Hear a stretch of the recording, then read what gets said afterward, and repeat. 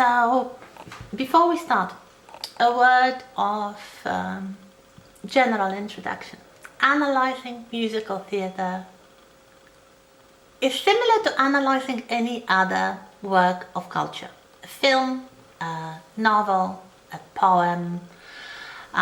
You can go for different aspects of that. And of course, if you wanted to analyze everything, it would take a very long time for each individual show. So what I'm going to do is just to point to you some important aspects of the shows which I consider groundbreaking, innovative, something that influenced the genre forever and changed it for the future generations of creators. So we can focus on various things. Just bear in mind, because there will be more and more of that, analyzing a work of culture is not the same as summarizing that.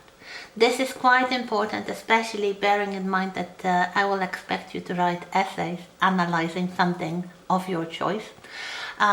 So do not only focus on the plot line, do not retell the plot line to me, although of course sometimes it's necessary and it's a good idea to relate to some elements of the narrative, but there are other aspects as well. There are the characters, there are of course different aspects to analyze the characters as well, not only as, let's say, people from the storylines, but also their symbolic meaning, their relation to other works of culture, so the intertextuality, their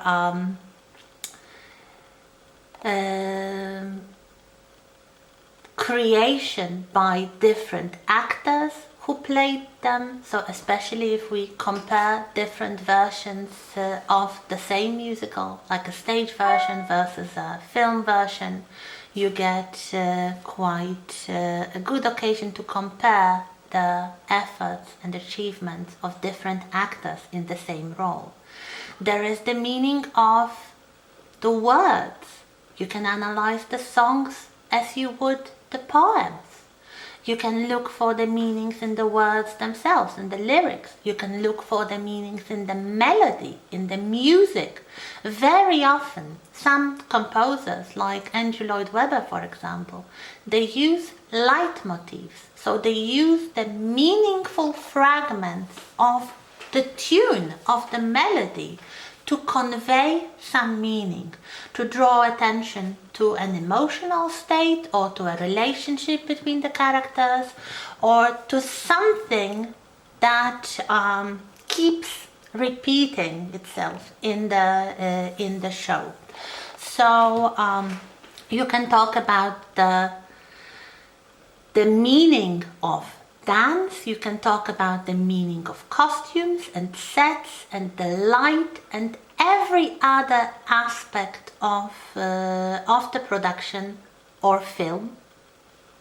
So it's not only the historical background, like who made it and when and what kind of awards they got and how long the run was or whatever, or the summary of the plot, okay?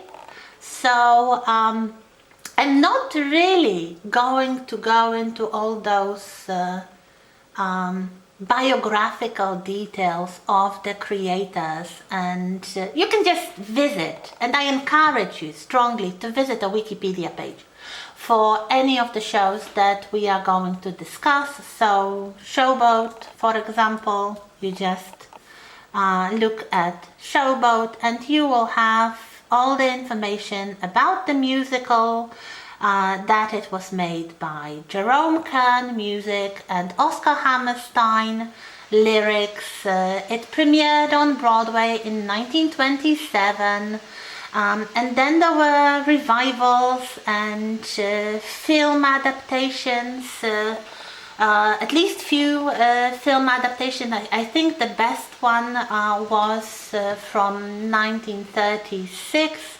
with Paul Robeson.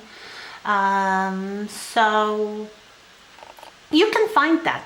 This is easily obtainable. It's important, especially if you want to talk about the historical reality in which the musical came to be. But it's not really what is the most interesting thing from a humanist and philological point of view. And we here in the Institute of English Studies are philologists, so we like stories, we like analyzing different aspects of of stories and characters and such. So I strongly encourage you to go beyond the factual information and the synopsis. Why Showboat?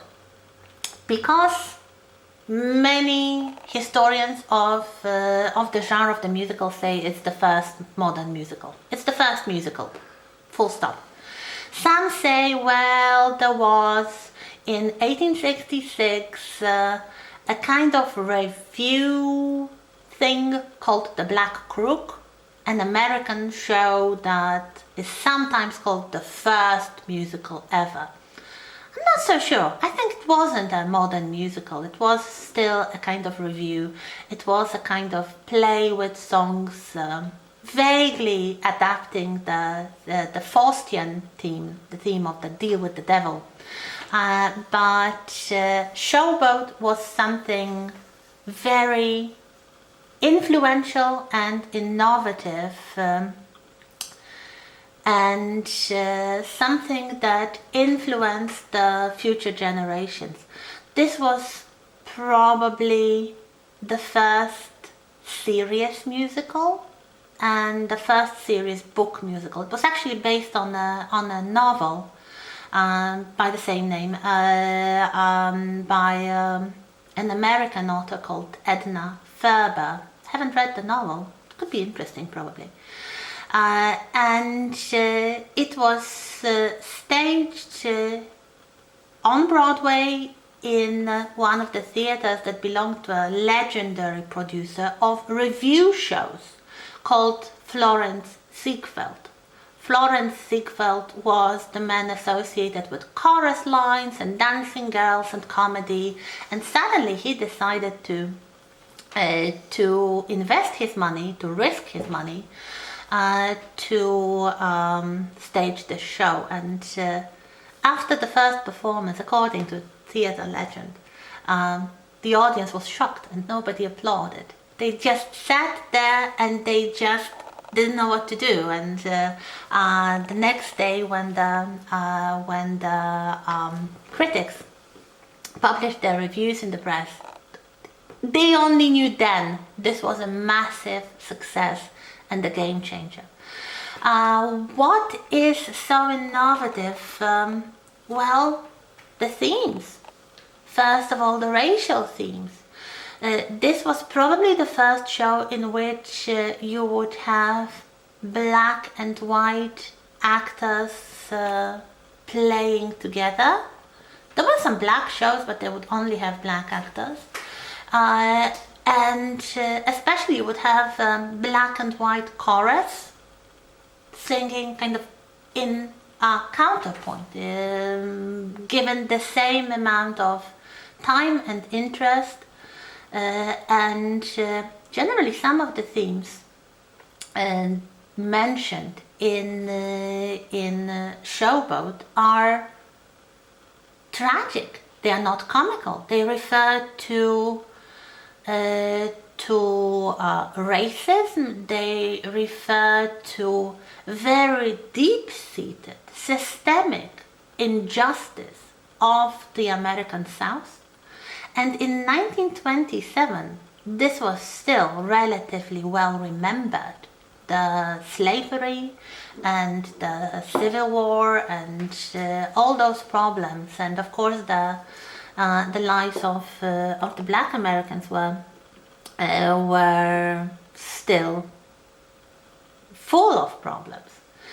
And if there is one song, there are many good songs. Jerome Kern was a very good composer, and Hammerstein was a very good lyricist. But the song that really sticks in the memory, probably, at least for me, is Old Man River. So the river theme, something that links the lives of all the characters of the black people working in the docks, loading the cotton and other things on the boats, on the barges, and the main characters who travel on the Mississippi in a theater boat, in a show boat. So they come from place to place and perform for the people in the towns on the Mississippi. And if you watch, and I hope you did, perhaps I'll just give you a link to just this rendition by Paul Robson of Old Man River. So we have Joe, a black worker, singing about the river and singing a very mournful song about the river knows something, but it will not tell. What does the river know? We can only assume it knows about suffering and poverty and injustice and, first of all, racism. An interesting thing, which I only learned when I rewatched the film a few days ago, is that the lyrics were changed. They were actually softened in time. In 1927, when the show opened, the characters, like Joe, when he sung about the black workman on the Mississippi, he actually used the worst word that you can or actually shouldn't use in the English language. Yes, the nigger word. So they used it, probably because nobody believed it was an improper thing to do at that time. In the version from 1936, so the film version that you can hear, the lyrics are changed, but they are still probably unacceptable today because he sings about the darkies. The darkies work on the Mississippi and they toil and sweat. So it's still a racial slur, not as bad as the previous word. Later on, the newer version said colored folks. So you can see that probably the stagings and different versions of this one song reflect the changing attitudes towards race and racism in American society, which I would say is a positive thing. One of the central themes, a very dramatic moment in the show, is the case of the mixed marriage. The marriage between the two of the performers on the showboat. One, Julie, she looks white. She is fully blended into the white society, but it turns out that she is mixed blood, that her mother was black. So she married a white colleague, Steve, another actor from the show, and the sheriff appears because apparently she was born in Mississippi and this is against the law. I will not tell you what happened. If you watch the film, you know, but the very idea, the very existence of the problem of what he calls miscegenation, that is the mixed marriage, being illegal in some states of America, so that even if you look white, they say you have one drop of black blood and it makes you black. This points to a problem. Like, it's not really about the skin color. So the racial identity is something deeper.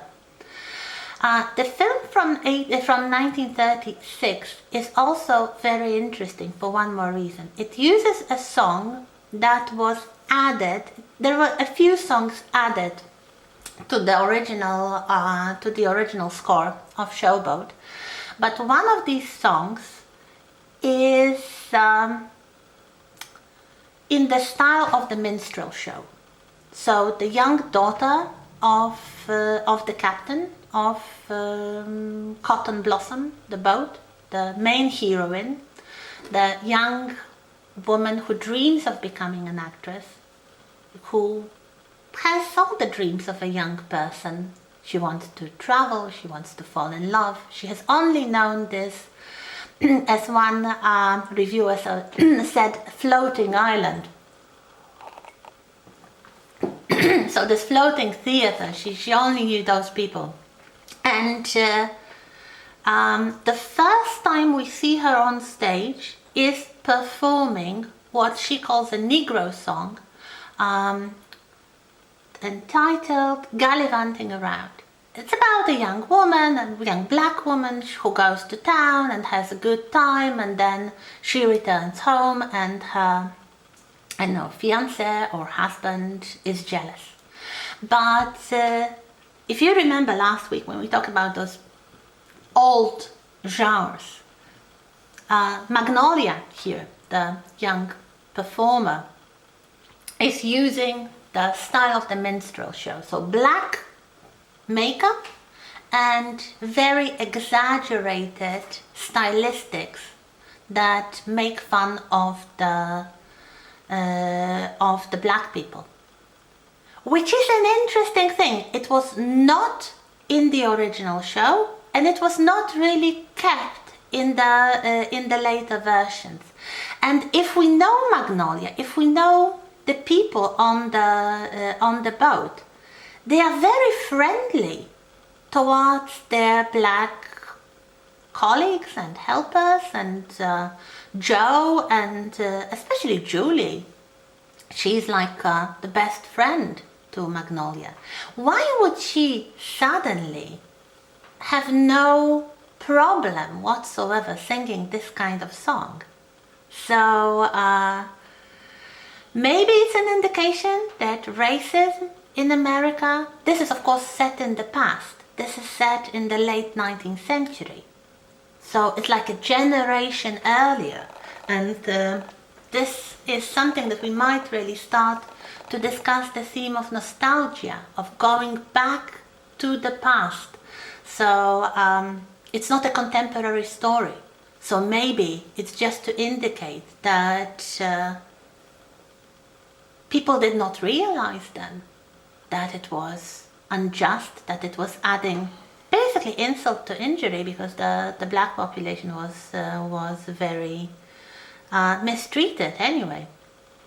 There are also some stereotypes, something that's not normally kept in the stage versions, like Joe's wife, Queenie. She's such a stereotypical character. She's like that black servant from Gone with the Wind, presented as large and loud. She's kind of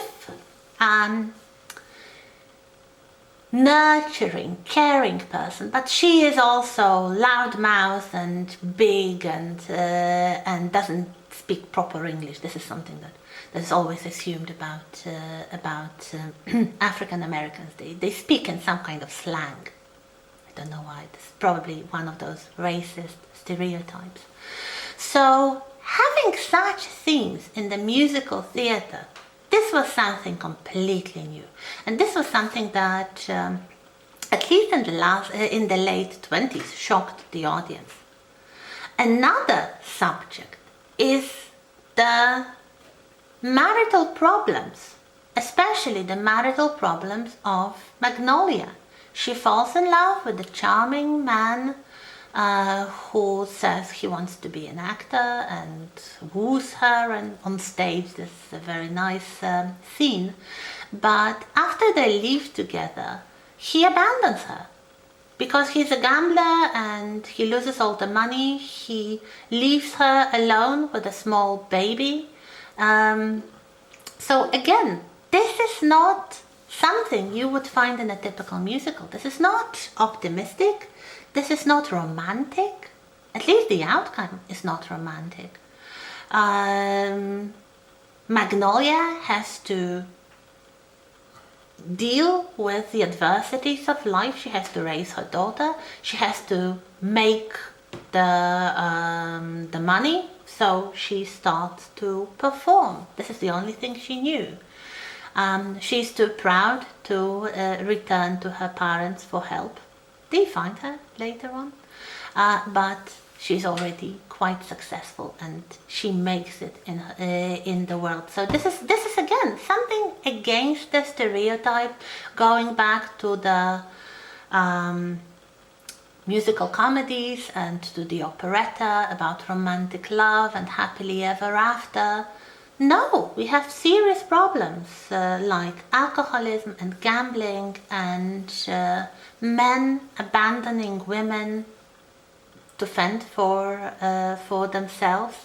So this is definitely an adult musical, but this was a shocker.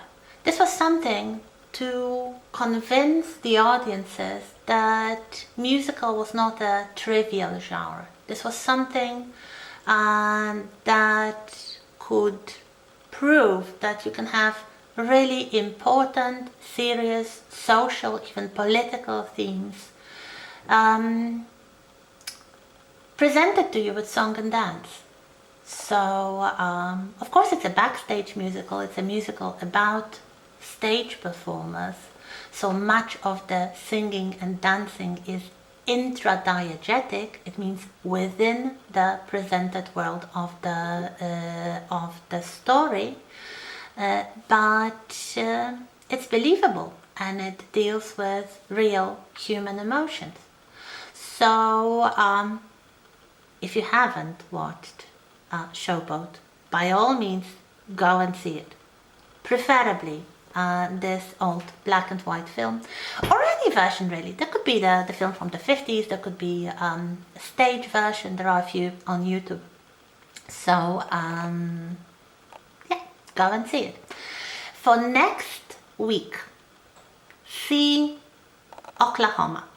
See Oklahoma, any version. I like the version with Hugh Jackman, but there is a very good kind of replica version in which the students of some music university, music college, kind of recreate the original staging of Oklahoma. Very interesting thing, really.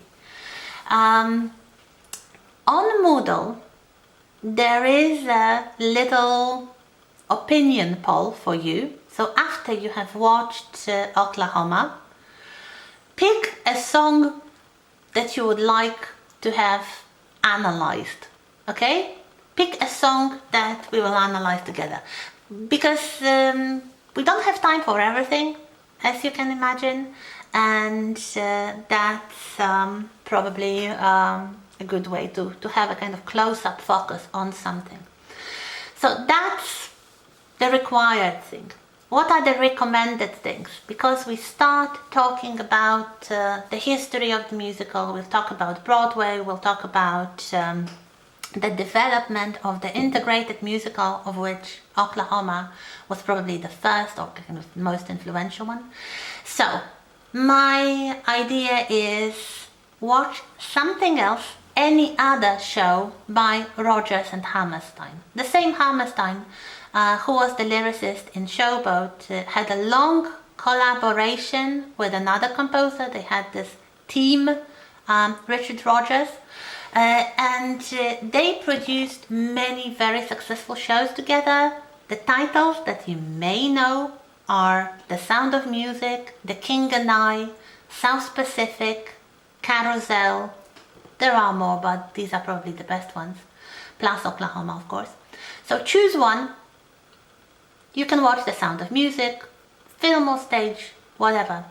South Pacific is very interesting, but they are all beautiful, they are all charming, and they all have this wonderful quality of old musicals. Plus, there are two documentary series which I strongly recommend you watch. Perhaps not everything for next week, but over the next 3 weeks, okay, for the history section. The first one is, they're both made by the BBC. The first one is called Broadway, the American Musical, and you can find it on YouTube. And it's about the history of Broadway, the history of American musical. The other one is called The Story of Musicals. You can also find it on YouTube, and it is about the British musical scene. So probably together they will give you some solid background to the history of the musical, and yeah, we'll talk about it next week. So thank you, and see you again.